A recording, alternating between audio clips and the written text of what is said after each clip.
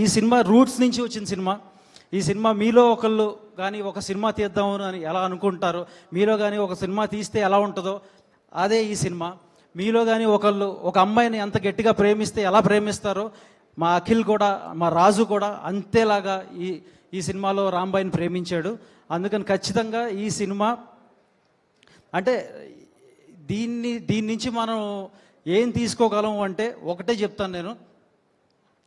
ఖచ్చితంగా క్లైమాక్స్లో లాస్ట్ 25 మినిట్స్లో అంటే సినిమా ఆడొచ్చు, సినిమా కొంచెం యావరేజ్ అనొచ్చు, ఇంకేదైనా అనొచ్చు.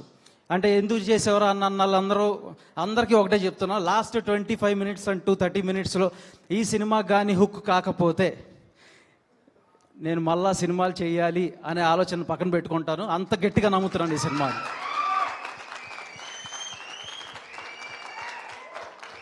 అంటే మనం ప్రతి సినిమా అంటే ఒక ఇన్స్పిరేషన్తో వస్తాం, ఇండస్ట్రీకి ఒక ఇన్స్పిరేషన్తో వస్తాం. అంటే నా ఓటాడు ఒక మేబీ ఒక 7G బృందావన్ కాలనీయో లేకపోతే ఒక ప్రేమిస్తేనో ఇలాంటివి చూసి నేను ఇన్స్పైర్ అయ్యి ఎలాగైతే సినిమాలు తీద్దామని ఇక్కడికి వచ్చానో, ఈ సినిమా చూసి నాలంటలు ఎంతోమంది సినిమా చెయ్యాలి అని చెప్పి ఇండస్ట్రీకి ఖచ్చితంగా వస్తారు. ఇదైతే నేను ఖచ్చితంగా చెప్తున్నాను.